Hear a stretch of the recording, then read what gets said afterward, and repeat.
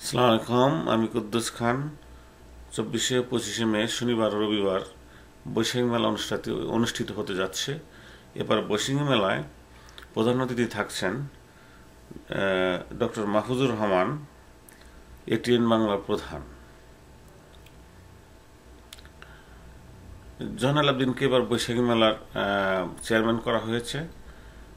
বৈশাখী মেলাটা 7 বছর চললো। 7 বছর পরে বৈশাখী মেলা একজন চেয়ারম্যান কেন দরকার হয়, এই প্রশ্নের উত্তরে জনাব আবুল ইব্রাহিম বলেছেন, ডক্টর জয়নাল সবসময় বৈশাখী মেলার প্রতি সাংঘাতিক দরদি মনোভাব নিয়ে কাজ করে আসছেন। তার স্বীকৃতি হিসেবে তিনি এবার ডক্টর জয়নালকে বৈশাখী মেলার চেয়ারম্যান নির্বাচিত করেছেন। অ্যাকচুয়ালি তার টিম ডক্টর জয়নালকে চেয়ারম্যান হিসেবে ঘোষণা দিয়েছেন। আমরা এই প্রসঙ্গে ডক্টর জয়নালের সঙ্গে কিছু কথা বলেছি এবং জনাব আবুল ইব্রাহিমের সাথে কিছু কথা বলেছি। এছাড়া আবুল ইব্রাহিম একটি গুরুত্বপূর্ণ ইনফরমেশন দিয়েছেন, তা হচ্ছে এই, জনাব ইব্রাহিম বাংলাদেশ কনসুলেটকে লস অ্যাঞ্জেলেসের কাছাকাছি, অর্থাৎ সাধারণ বাঙালিরা যে এলাকায় বসবাস করে সেই এলাকায় নিয়ে আসার জন্য একটা বিশেষ ভূমিকা রেখেছেন। শেখ হাসিনা যখন বাংলাদেশের প্রধানমন্ত্রী ছিলেন তখন তিনি একটা অ্যাপ্লিকেশন দিয়েছেন এবং এর জন্য দিন দরবার করেছেন। কাজী লস অ্যাঞ্জেলেসে বাংলাদেশ কনসুলেট বাঙালিদের কাছাকাছি আনার ব্যাপারে ডক্টর আবুল ইব্রাহিমের একটা বিশেষ ভূমিকা রয়েছে বলে তিনি দাবি করেছেন।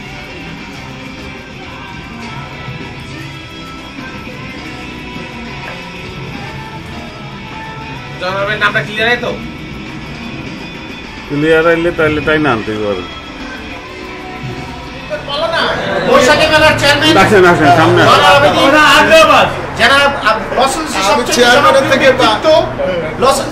ডক্টর জয়নাল আবেদিন আমাদের সামনে আজকে উপস্থিত আছেন। উনি আমাদের এবারে বৈশাখী মেলার চেয়ারম্যান। ওনার নেতৃত্বে আমরা বৈশাখী মেলা, পবানা, এছাড়া এর যত সংগঠন আছে সব আমরা করব। না সব ইনশাআল্লাহ মহিলার নেতৃত্ব হবেন উনি। না আপনি আপনারা দেখে নিন। সবচেয়ে বড় ব্যাপার হলো এটার মধ্যে সবাই একসাথে আছে আর কি। আপনি ওই লিঙ্গন কইতেছে এলে যা হবে সব তো চেয়ারম্যান আপনি, তার অর্থ আমি সবগুলোর সাথে আছি, সেটাই সে মিন করেন আপনি সব ঠিক মতো বলতে পারেন না যে জয়নাল ভাই আমাদের সব ভালো কাজের মধ্যেই আছেন। চেয়ারম্যান কিসের চেয়ারম্যান? মানে কর্মী হিসাবে সবকিছুরই চেয়ারম্যান বলতে কিছু না, আমাদের সবার সাথে আমাদের কমিউনিটি নেতৃত্ব আছে। আমরা জয়নাল ভাইকে পাইছি, জয়নালকে কাছে পেতে চাই। বিএনপি উঠছিলেন নাকি? না বিএনপি আমি বলে কোনো কথা নাই, সবার মধ্যে আছেন, সর্বদলীয় নির্দলীয় সবকিছু, কোনো দল নাই। তো আবার দেখেন বিএনপি চেয়ারম্যান, রাজনৈতিক দলবিহীন যে কোনো সংগঠন এসেছে দরকার হলে বিএনপির চেয়ারম্যান। তাই করলেন? হ্যাঁ না না শোনেন, উনি ওইটা রাজনীতি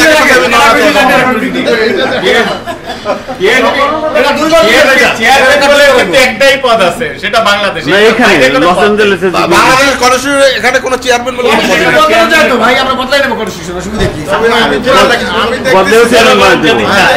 সবাই যদি চায় সবাই বৈশাখী মেলা বলতে কিছু না, এবার বৈশাখী মেলা আপনি আমাদের সবাই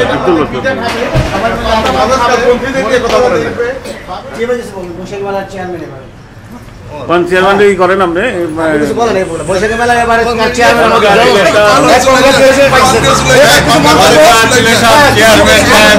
আপনি কিছু বলেন।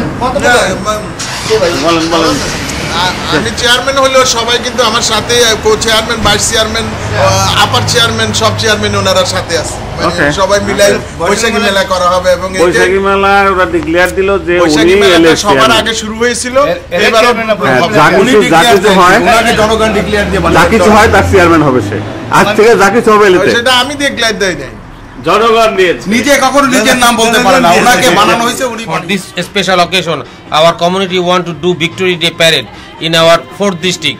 We are requesting you to make an arrangement to close the 3rd street between Vermont and Western for 2 hours, 12 noon to 2 p.m. on December 18th, Sunday 2005. Meeting বন্ধ কল করছেন সিটি কাউন্সিলর, দলিল ভাই রেসপন্ড করে নাই। এই parade আমি হেরা করতেছে। এই যে শহীদ মিনার বানানোর জন্য আমি অ্যাপ্লিকেশন দিয়ে রাখছি এই এলাকার মধ্যে।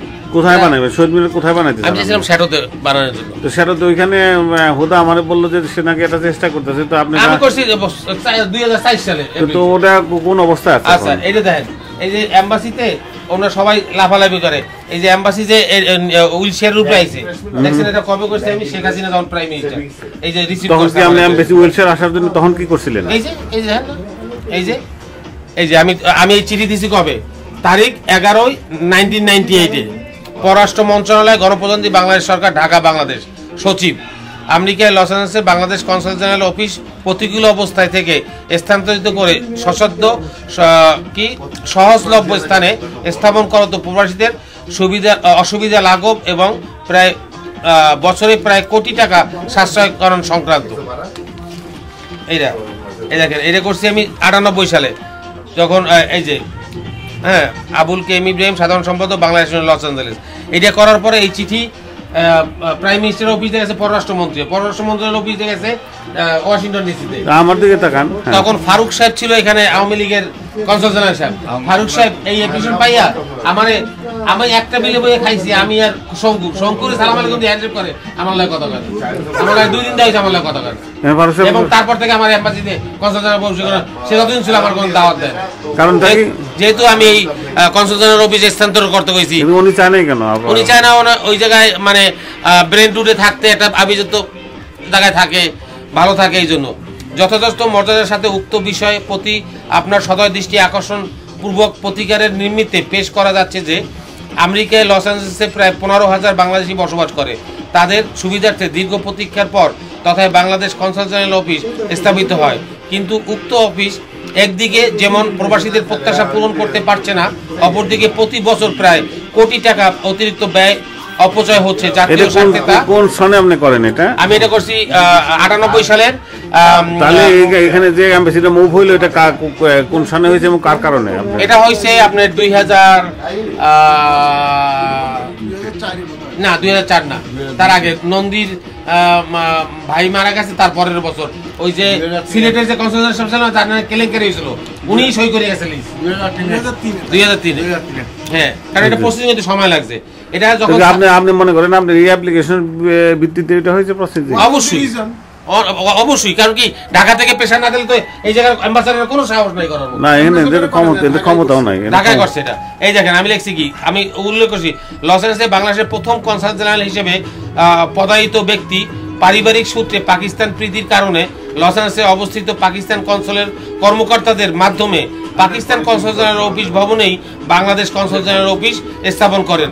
উক্ত স্থানটি নাগরিক এক প্রান্তে এবং সবচেয়ে ব্যয়বহুল এলাকায় বিধায় উক্ত অফিসের ভাড়া প্রতি মাসে আনুমানিক 4,500 মার্কিন ডলার পরিশোধ করতে হচ্ছে। তাছাড়া লস অ্যাঞ্জেলেসের শহরের সবচেয়ে অভিজাত ব্যয়বহুল আবাসিক এলাকায় কি বেভারলি হিল কনসাল জেনারেল